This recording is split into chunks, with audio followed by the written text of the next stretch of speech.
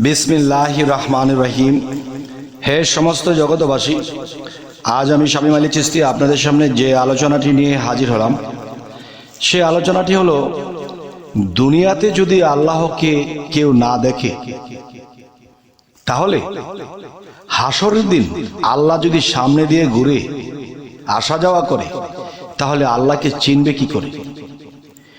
আপনি যদি কোনো মানুষ দেখেছিলেন 20 বছর আগে, আপনি স্বপ্নে দেখেছেন একটা মানুষ আপনার সামনে এসেছে, ঘুম ভাঙার পরে আপনি ভাবছেন এই মানুষটিকে তো আমি 20 বছর আগে কথা বলেছিলাম, দেখেছিলাম।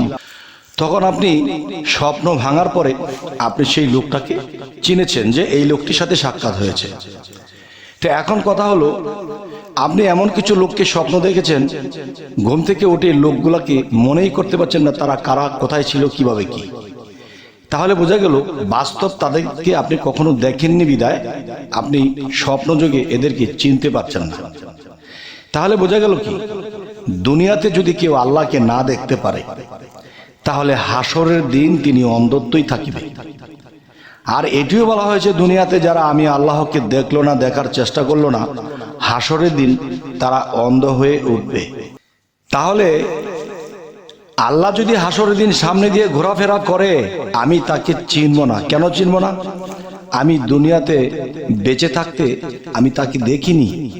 আর আল্লাহ এমন কথা বলেনি যে দুনিয়ায় থেকে আমাকে কেউ দেখতে পারবে না। এমন কথা কোনো হাদিস বা কোনো গ্রন্থ বা কোরআন খানিতেও এমন কথা বলেননি যে দুনিয়াতে আমাকে দেখতে পাবেন না।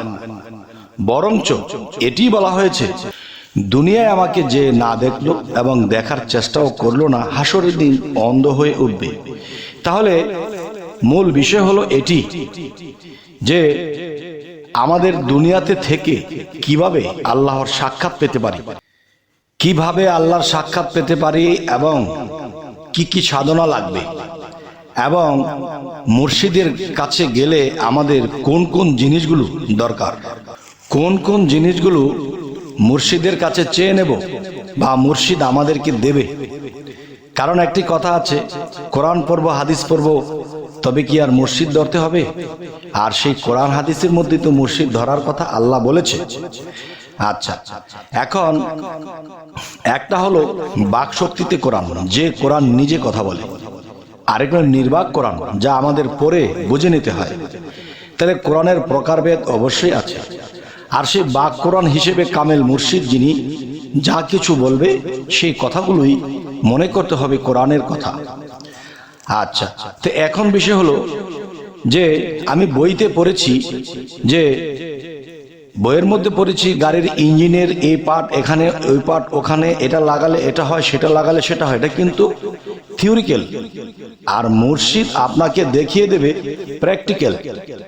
তাহলে প্র্যাকটিক্যালে যদি আমরা যাই, তখন কি হবে যে মুর্শিদ বলবে, তুমি কে, পৃথিবীতে এসেছো, তোমার কি পরিচয়, রুহানি জগতে তোমার কি নাম আল্লাহ রেখেছে, আর সেই নামটি তোমার দেহ কোরআনের মধ্যে কোথায় লেখা আছে।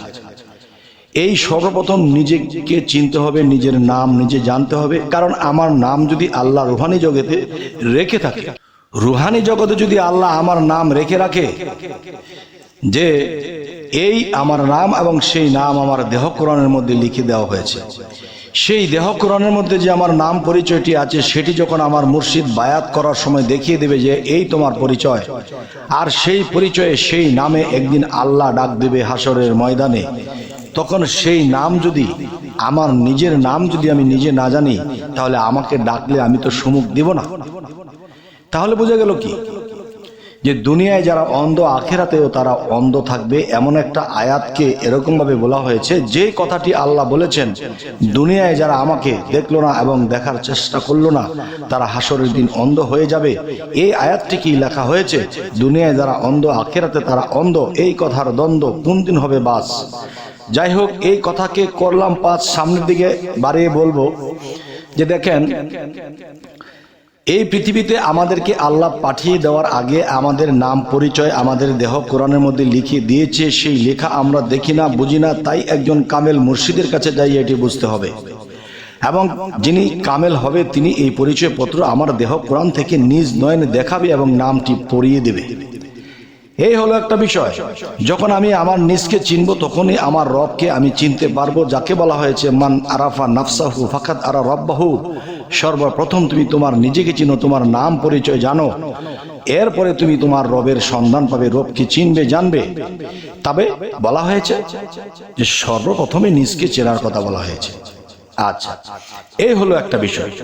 আরো একটা বিষয় হলো কি, যে কালিমাটির এত মূল্য, সেই কালিমাটি আল্লাহ মানুষের মধ্যে কোথায় রেখেছে, নিজ মুর্শিদ সে বায়াতের দিন দেখিয়ে দেবে যে দেখো এই তোমার নাম পরিচয়, এই তোমার কালেমা, এই তোমার অবস্থান। তাহলে এই জিনিসগুলো যখন আমি পাবো এবং মুর্শিদের দেওয়া সেই সাধনগুলো যখন আমি নিব, তখন আমি নিয়মিত যখন সেই সাধনার সেই আমল সেই কর্ম আমি করব এবং সুন্দর চরিত্র গঠন করব, প্রেমে ভক্তিতে থাকব এবং সৎ হয়ে থাকব, তখন কি হবে? তখন সে আল্লাহ কিন্তু একটি কথা বলেছে, যে নিজেকে পবিত্র করলো সেই সফল কাম। আর সে পবিত্র করতে হলে কি পবিত্র করব? দেহের অজু পানি দ্বারা করছি, আত্মার অজু করিয়ে দেবে যার যার মুর্শিদ।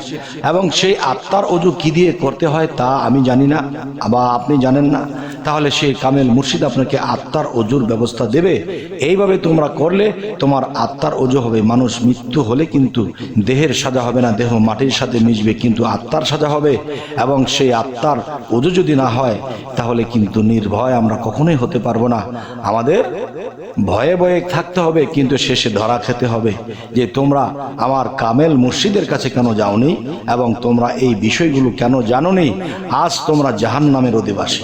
তো এবার আসবো যে আল্লাহকে দেখতে হলে দুনিয়াতে কি কি করতে হবে, কোন সাধনাগুলো করতে হবে, এবং সেই সাধনাগুলো করে আল্লাহর সাক্ষাৎ একবার যিনি পায় তিনি বহুবার পায়। তাও আমি বলবো যে কোন কোন সাধনাগুলো আমাদের লাগবে। যে প্রেমের মানুষ বলে তারে এই পিঞ্জর হতে ছেড়ে গিয়া ঘুরে আবার আসতে পারে, এই দমের কোঠায় চাবি দিয়া হাস্তিকে নেস্তি করিয়া ফানাফিল্লার হালে গিয়া শ্রীকলা নগরে এই পরম বন্ধুর হবে দেখা বর্জক শহরে। বর্জক শহর কাকে বলা হয়েছে? মুর্শিদের যে পেশানি, মুর্শিদের যে রূপ স্রোত, এই রূপ স্রোতকে নিয়ে আপনার আমার ফানাফিল্লার দেশে, ধ্যানের দেশে চলে যেতে হবে। তখন সেই স্রোত বদলে হবে নবীর গঠন, সেই নবীর নূরে সর্ব অঙ্গ জুড়ে দিলিতে হইবে রৌশন, সেই রৌশনী করিয়া ফিরে ফানাফিল্লার হালে গিয়া শেষে দেখবে নিরঞ্জন। তাহলে নিরঞ্জনকে দেখলেই শুধু কিন্তু আমাদের হবে না, এই নিরঞ্জনকে আমাদের আপন করে নিতে হবে। যেমন নিরঞ্জনের ইচ্ছা হয়েছে, সে আমার সাথে সাক্ষাৎ দিয়েছে, কথা দিয়েছে, কিন্তু এই নিরঞ্জন তার নিজের ইচ্ছায় এসেছে। এখন আমারও তো ইচ্ছা আছে যে আমার ইচ্ছায় বা আমার মনে চাইলে যেন তাকে দেখতে পারি, এরকম একটা অবস্থানে যেতে হবে। দেখেন, মানুষ বিবাহ করবে, একটা বউ দেখে এসেছে, মেয়ে দেখে এসেছে, তখন দেখে পছন্দ হয়েছে, এতে কিন্তু সে সংসার করতে পারবে না। তবে সংসার করতে হলে তার সাথে বিবাহ হতে হবে, তার সাথে ভালো সম্পর্ক হতে হবে। ঠিক আল্লাহকে দেখলেই তো হয়ে যাবে না, নিরঞ্জনকে দেখলেই তো হয়ে যাবে না, তার সাথে সম্পর্ক হতে হবে, তার সাথে আয়ত্তদিন হতে হবে। তার আয়ত্ত আমি, আমার আয়ত্ত তিনি। তারপর কি হবে? আপনার সাথে তার লেনা দেনা হবে, কথা হবে। যে সৃষ্টি তত্ত্ব, আত্মতত্ত্ব, যত গভীর তত্ত্ব আছে সমস্ত তত্ত্বর শিক্ষা তার কাছে আপনি পাবেন। তবে তিনি আকারে, সাকারে, নিরাকারে তিনটি জায়গায় আছে।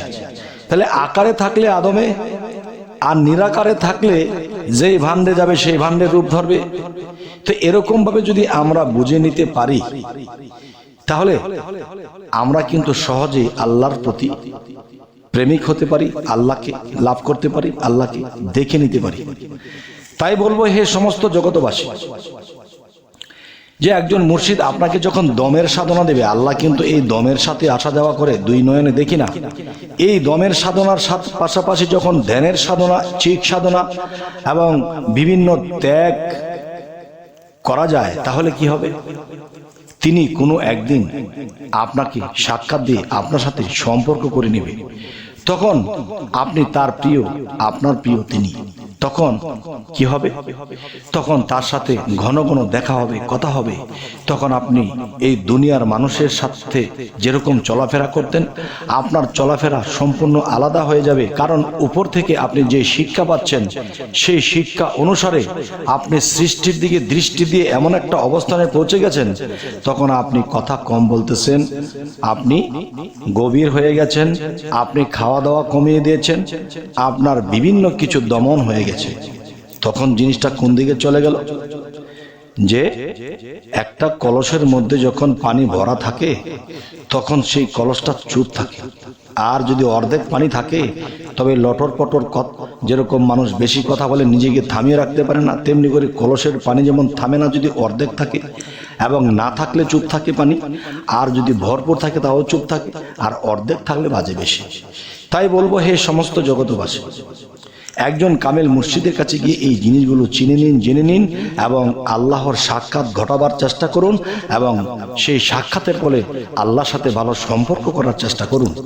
ইনশাআল্লাহ তাহলে এই মানব জীবন ধন্য হয়ে যাবে। হে সমস্ত জগতবাসী, আজকের এই আলোচনাগুলো আপনাদের সাথে করলাম। যদি ভালো লাগে তো আলহামদুলিল্লাহ, যদি খারাপ লাগে তবু জানাবেন। আমাদের চ্যানেলটিকে যারা নতুন আছেন সাবস্ক্রাইব করে নেবেন। পরবর্তী কি আলোচনা চাইছেন তাও বলবেন। সকলেই ভালো থাকবেন। আল্লাহ হাফেজ।